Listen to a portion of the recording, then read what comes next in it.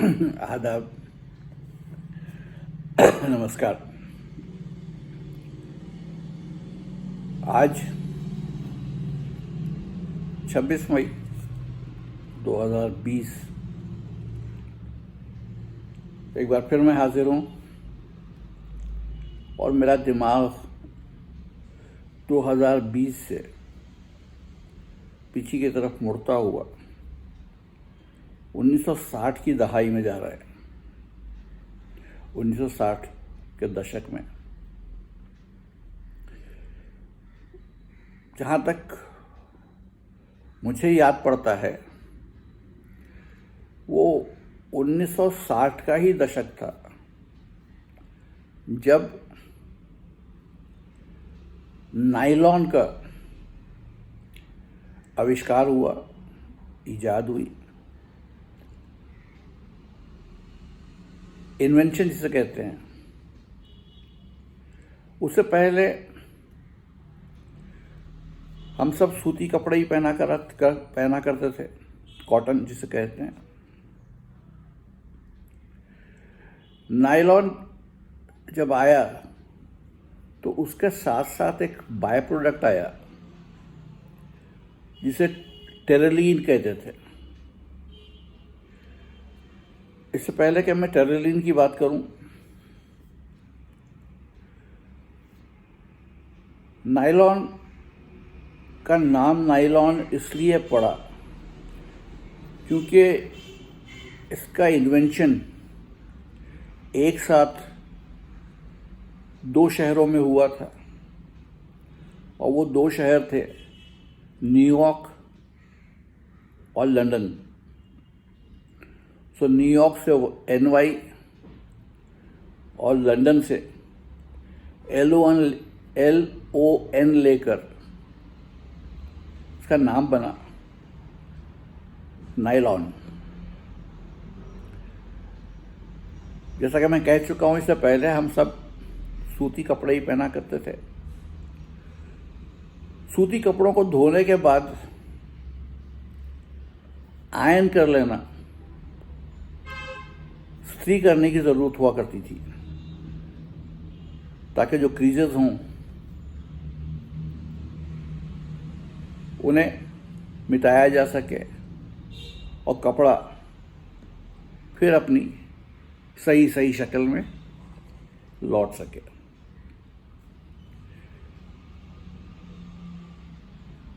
जब तक सूती कपड़े थे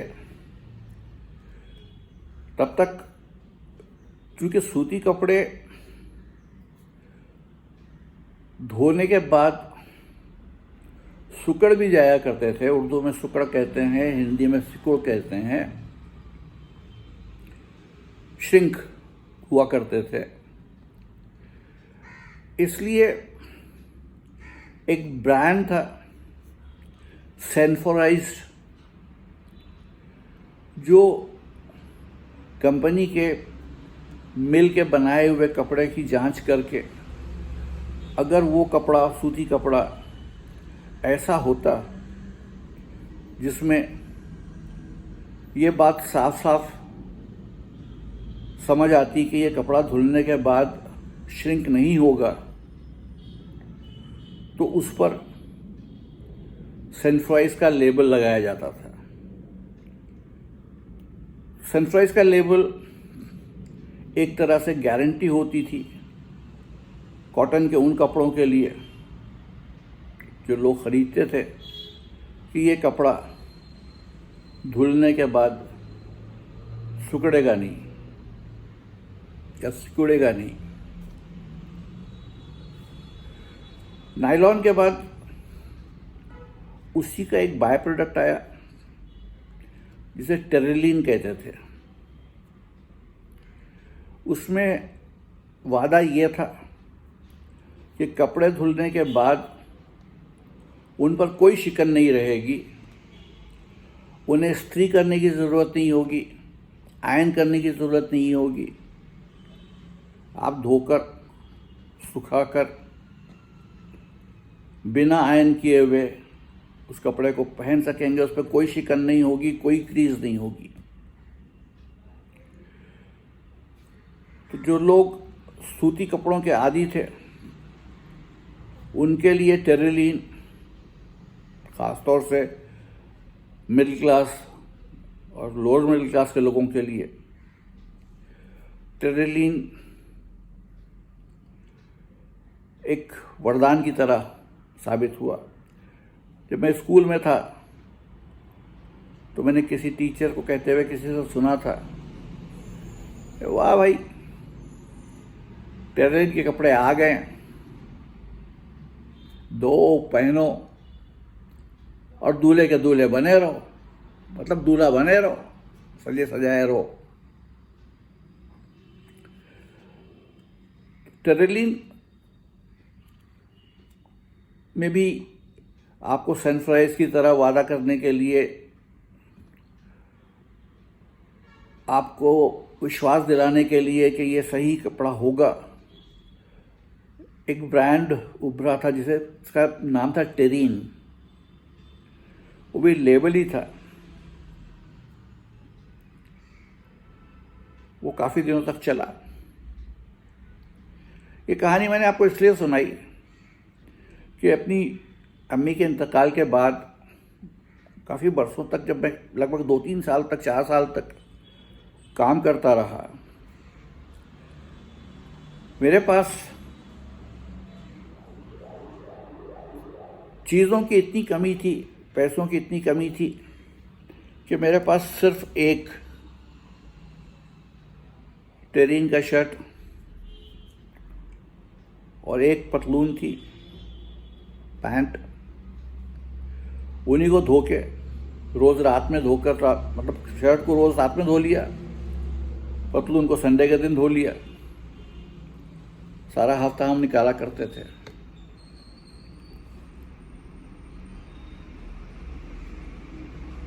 मेरी अपनी बात तो एक तरफ, पर टेरीन और सनफ्राइज को अगर मैं सामने रखूं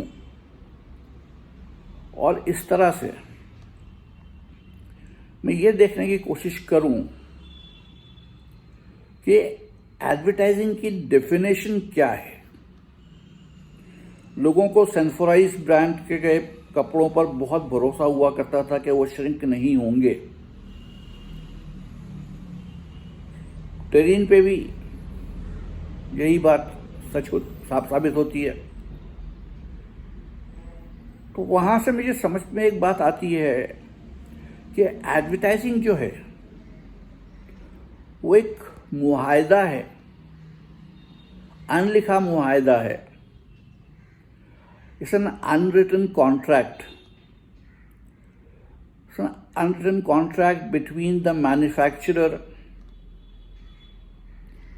advertiser and the consumer, where manufacturer or advertiser promises that I will remain in business, I shall maintain the quality, and shall you find anything wrong with my product or service, you may catch me here. This is my address.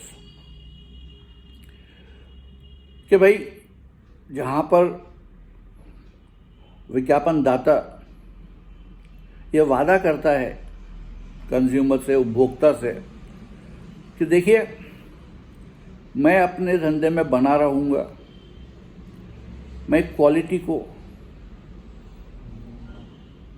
अच्छे मेयार तक बनाए रखूँगा। अगर आपको मेरे product या service में कहीं कोई खामी नज़र आए तो ये मेरा पता है, यहाँ आप मुझे पकड़ सकते हैं। इस अनलिखे कॉन्ट्रैक्ट की वजह से कंज्यूमर भरोसा करता है उन प्रोडक्ट्स और सर्विसेज पर जो एडवर्टाइज की जाती हैं। मिसाल के तौर पर अगर आप अपने लिए सूट का कपड़ा खरीदने गए हों तो आप को टेक्सचर पसंद आ गया हो, रंग पसंद आ गया हो कपड़े का,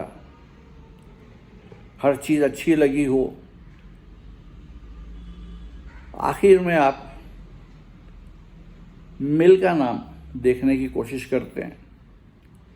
अगर मिल का नाम सुना हुआ है, यानी अगर वो उसकी एडवर्टाइजिंग होती रही है और वो नाम आपके कान में बार बार सुनाई देता रहा है, दिखाई देता रहा है आपको चारों तरफ, तो आपको उस पर भरोसा ज़्यादा होता है।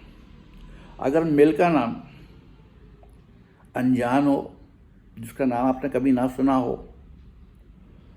तो आपका जो यकीन है वो डामाडोल होता है कि मुझे नहीं मालूम इसकी क्वालिटी अच्छी होगी या बुरी होगी। इसलिए ज़्यादातर लोग उन प्रोडक्ट्स पर भरोसा करते हैं जो एडवर्टाइज की जाती हैं। अब एडवर्टाइजिंग करते वक्त हमें करना ये होता है कि कमोडिटी को ब्रांड में बदलना होता है। कमोडिटी और प्रोडक्ट एक अलग चीज़ है और ब्रांड एक अलग चीज़ है। वैसे मेरा ये मानना है कि इस दुनिया में हर चीज़ अपने आप में एक ब्रांड है, अच्छी बुरी, बहुत बुरी। जैसा कि अंग्रेजी में कहते हैं ना, the good, bad and the ugly. चाहे जैसा भी हो, है तो एक ब्रांड। जैसा मैं मुंबई में रहता हूँ, मुंबई बतौर शहर एक ब्रांड है, इंदौर बतौर शहर एक और ब्रांड है, दिल्ली शहर है लेकिन एक और ब्रांड है, चेन्नई। उसी तरह मुंबई में इलाके हैं जो अपने आप में ब्रांड है। कफपरेड एक इलाका है, वो अपने आप में एक ब्रांड है। धारावी एक इलाका है, वो अपने आप में ब्रांड है। बांद्रा एक इलाका है, वो एक ब्रांड है। दहिसर, विरार, सब ब्रांड ही हैं। तो ब्रांड होता क्या है? इंसान भी एक्चुअली ब्रांड बन जाते हैं उस वक्त तक प्रोडक्ट और कमोडिटी रहते हैं जब तक वो मुंह नहीं खोलते। जैसे ही हम मुंह खोलते हैं, सामने वाला हमारे बारे में एक राय बना लेता है। अब वो राय अच्छी है, बुरी है या बहुत बुरी है, उस पर बहस नहीं करते। हम एक ब्रांड बन जाते हैं। जैसे मैं पिछले कुछ दिनों से ये सिलसिला मैंने शुरू किया हुआ है वीडियो बनाने का। मैंने मुंह खोला, जिन्होंने भी, हालांकि बहुत कम लोग देखते हैं मेरे वीडियो को, मेरे एवरेज व्यूज़ 50, 60, 70 से ज़्यादा नहीं होते हैं, लेकिन उन 50, 60, 70 लोगों ने भी मेरे बारे में एक राय कायम कर ली होगी। वो तो या तो ये हो सकती है कि ये 70 साल का बूढ़ा बेवकूफ़ किस्म का इंसान न जाने क्या क्या बोल रहा है, या और कुछ।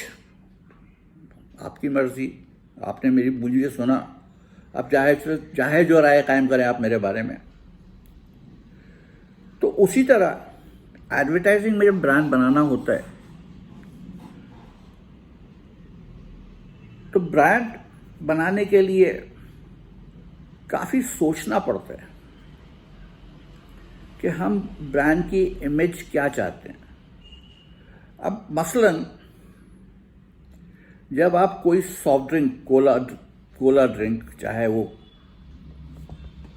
कोका कोला हो, पेप्सी हो, थम्स अप हो,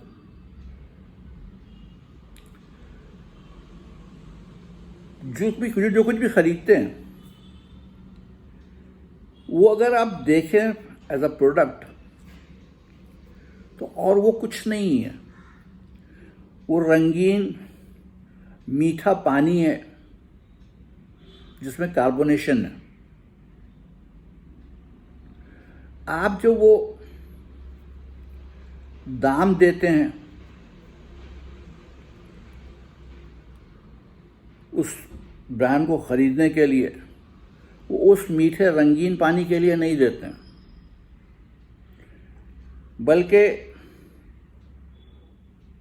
उन परसेप्शंस के लिए देते हैं जो एडवर्टाइजिंग ने बड़ी मेहनत से उस ब्रांड के साथ जोड़े हैं। आपको लगता है कि अगर ये ब्रांड, इसकी बोतल, इसका टिन, इसका नाम जब मेरे साथ है तो लोग मुझे भी कुछ यूं परसीव करेंगे। मसलन जीन्स, आजकल बच्चे पतलून तो पहनते नहीं हैं, पैंट्स जवान बच्चों के लिए शायद सबसे नापसंदीदा चीज़ है। जीन्स पहनते हैं, वो भी ब्रांडेड जीन्स चाहते हैं। अगर मैं गलत नहीं हूं तो दुनिया भर में इस्तेमाल होने वाले डेनिम कपड़े का एक बड़ा हिस्सा हिंदुस्तान से ही जाता है। वो जीन्स भी हिंदुस्तान में सिली जाती हैं, लेकिन उन पर जब एक लेबल लग जाता है तो उनके दाम थोड़े से बढ़ जाते हैं।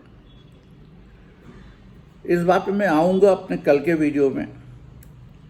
एक इल्ज़ाम जो एडवर्टाइजिंग पर है कि एडवर्टाइजिंग की वजह से कीमतें बढ़ती हैं,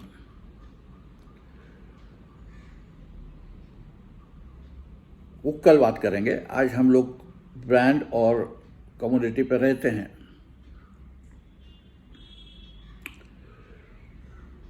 तो इसी तरह ब्रांड इमेज बहुत सोच समझ कर तैयार करनी होती है। जैसे एक इंसान होता है, उसके पर्सनालिटी ट्रेट्स होते हैं,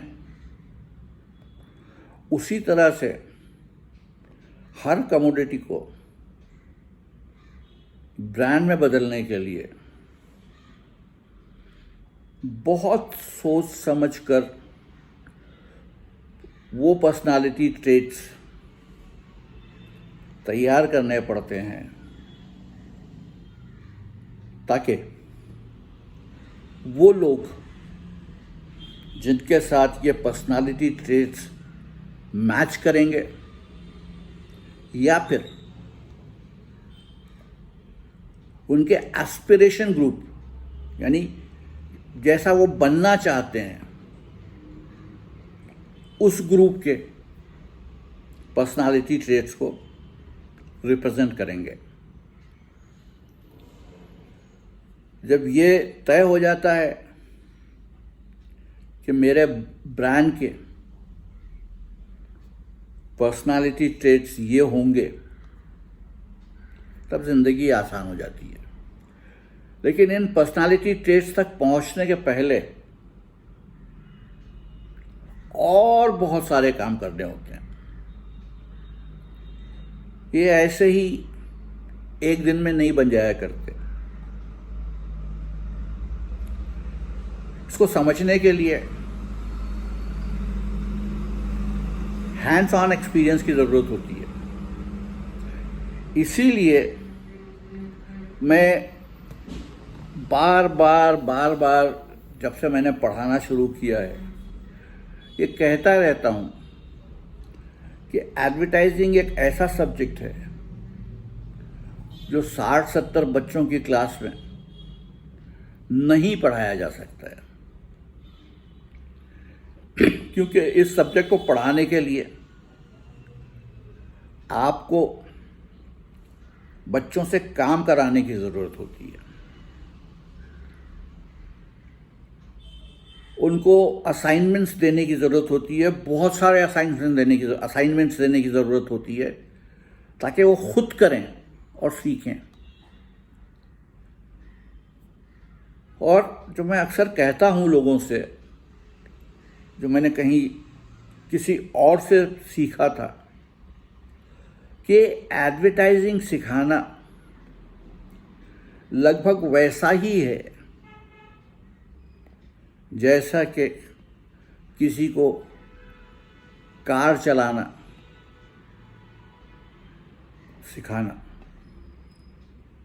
अगर कोई आपसे कहे कि जमील गुलरेज को कार चलानी नहीं आती है, आप इसे कार चलाना सिखाइए, लेकिन कार को हाथ मत लगाइए। आप चाहे जितने पावर पॉइंट प्रेजेंटेशंस बना लीजिए, आप चाहे जितने एग्जाम्पल्स के स्टडीज़ शेयर कर लीजिए, आपको अपने लेक्चर्स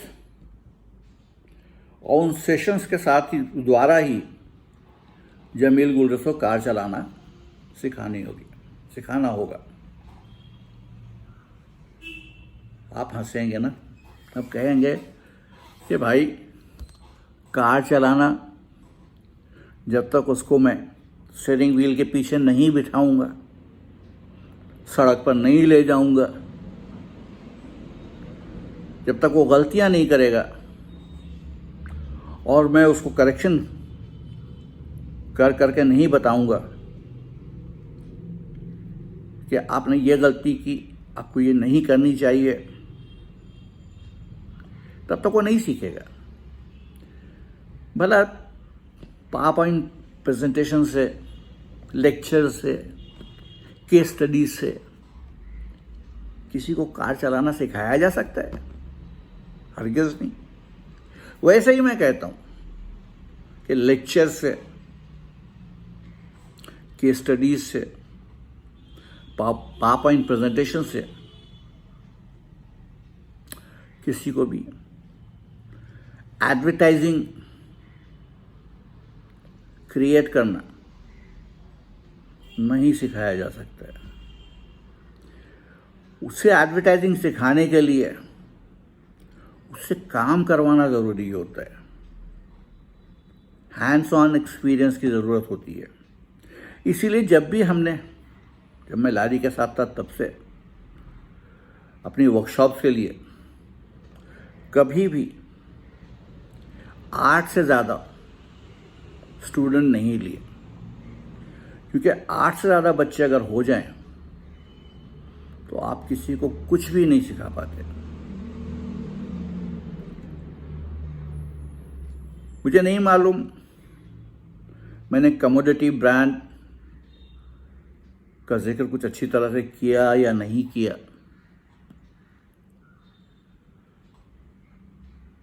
मुझे कमेंट में अगर आप लोग बता दें कि मैं कहाँ गलती कर रहा हूँ, तो मैं उसे सुधार सकता हूँ, उसकी इस्लाह कर सकता हूँ।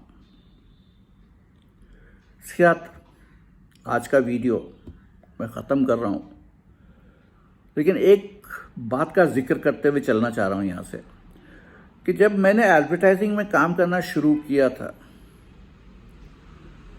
तब अखबारों, पत्रकारों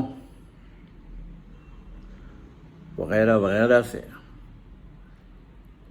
मुलाकातें शुरू हुई थी। और उन दिनों जो जर्नलिस्ट हुआ करते थे, जो पत्रकार हुआ करते थे, वो इतनी बड़ी बड़ी हस्तियां थे कि उस उम्र में उनसे मिलकर बात करते हुए भी झिझक महसूस होती थी, डर लगता था। We were in awe with them.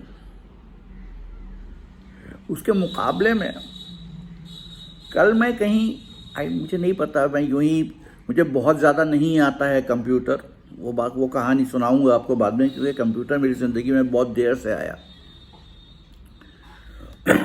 तो इसलिए सोशल मीडिया भी बहुत अच्छी तरह से मैं नहीं कर सकता हूँ, यहाँ तक कि मैं अपने ये वीडियो बहुत अच्छी तरह से नहीं बना पाता हूँ।